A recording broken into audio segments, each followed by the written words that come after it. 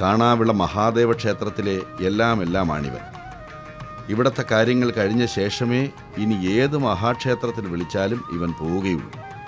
പത്മനാഭസ്വാമി ക്ഷേത്രത്തിലെ അൽപ്പശി ആറാട്ടിന് കേരളത്തിലെത്തിയ ശേഷം മുടങ്ങാതെ മഹാദേവൻ പോകാറുണ്ട്. വന്യജീവി എന്ന സ്വത്വത്തിൽ നിന്നും നാടിൻ്റെ വഴക്കങ്ങളിലേക്ക് വളരെ താളാത്മകമായി പൊരുത്തപ്പെടുന്ന ഒരു ആനയുടെ ചിത്രം ഇവനിൽ നിന്നും വായിച്ചെടുക്കാം.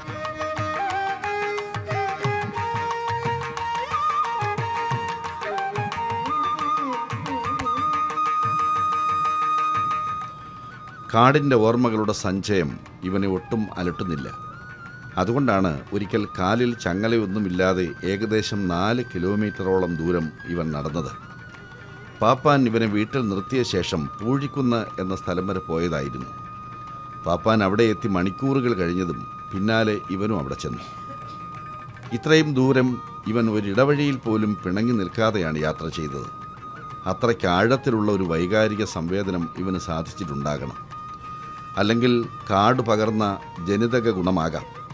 എന്തായാലും ലളിത വ്യാഖ്യാനങ്ങളിൽ പകർത്തുവാൻ കഴിയുന്നതല്ല ഈ കൊമ്പൻ്റെ അത്തരം പ്രവൃത്തികൾ.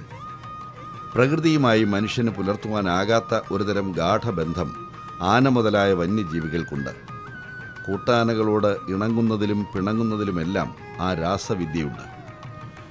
കേരളത്തിലെ പേരുകേട്ട ആനകളിൽ ഒരാൾക്കൊപ്പം പാറശാല മഹാദേവ ക്ഷേത്രത്തിൽ നിന്ന ഒരനുഭവം ഇവൻ ഇപ്പോഴും മനസ്സിൽ സൂക്ഷിക്കുന്നു. മഹാരുദ്രയജ്ഞത്തിന് വന്നതായിരുന്നു ഗുരുവായൂർ പത്മനാഭൻ.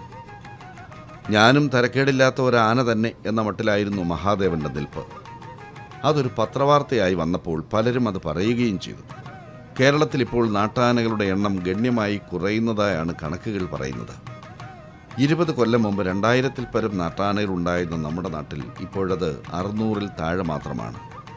ആന പരിപാലനം ഒരു ഗൗരവമുള്ള വിഷയമാണ്. ഒന്നിനും കൊള്ളാത്തവർക്ക് പറഞ്ഞിട്ടുള്ള പണിയല്ല പാപ്പാൻ പണി. മദ്യത്തിൻ്റെ ലഹരിയിൽ ആനകളെ വിറപ്പിച്ച് നിർത്തുന്ന പാപ്പാന്മാർ നാളെ ഈ തൊഴിലിനെ ഇല്ലാതാക്കുവാൻ ഇന്നേ കച്ചമുറുക്കുന്നവരാണ്. തൊഴിലിനോട് പ്രതിപത്തി കാണിക്കുന്ന 3 ചെറുപ്പക്കാരാണ് കാണാവിള മഹാദേവൻ്റെ പരിചാരകർ. 3 പേരോടും നല്ല സൗഹൃദത്തിലാണ് മഹാദേവൻ. ഇവൻ്റെ പ്രയാസങ്ങൾ ലക്ഷണങ്ങളിൽ നിന്ന് മനസ്സിലാക്കി പെരുമാറുന്നവരാണ്.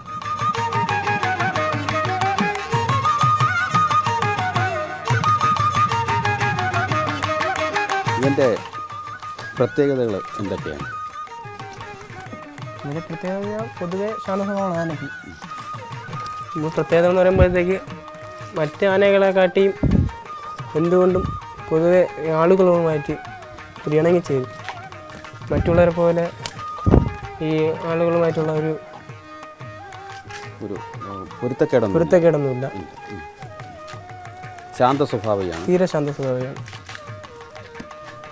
എന്തൊക്കെ ആഹാരം എന്തൊക്കെ ഇഷ്ടമാണ് ഇവന് കഴിക്കാൻ?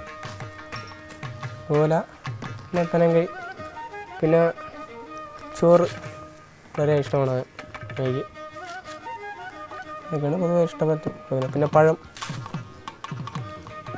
ഉത്സവ സീസണിൽ ഇവൻ മുഴുവൻ ഉത്സവ സീസണിൽ വേറെ മറ്റു കുഴപ്പങ്ങളൊന്നും ഇല്ലാതെ പോകുന്ന ഒരു ആനയാണല്ലേ?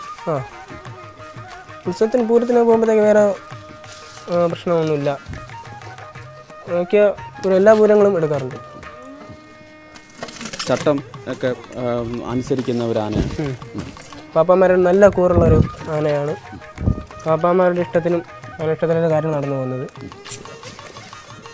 തീരെ നേരത്തെ പറഞ്ഞ പൊതുവെ ശാന്ത സ്വഭാവമായത് കൊണ്ട് തന്നെ വേറെ യാതൊരു പ്രകോപനത്തിന് പോകാറില്ല. എന്തൊക്കെയാണ് ഇവൻ്റെ പ്രത്യേകതകൾ? രൂപത്തിൽ ഇവനെ കാണുമ്പോൾ തന്നെ അറിയാം, ഗുരുവായൂർ പത്മനാഭനെ ഓർമ്മപ്പെടുത്തുന്ന മദഗിരി ഒക്കെ ഉണ്ട് അവന്. എന്തൊക്കെയാണ് മറ്റു പ്രത്യേകതകൾ? എന്തൊക്കെയാണ്? മറ്റേ കെട്ടിയപ്പിൻ്റെ ആവശ്യമൊന്നുമില്ല.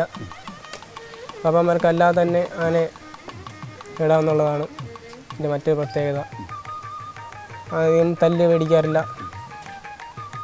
സുഖമായിട്ട് കൊണ്ട് നടക്കാം.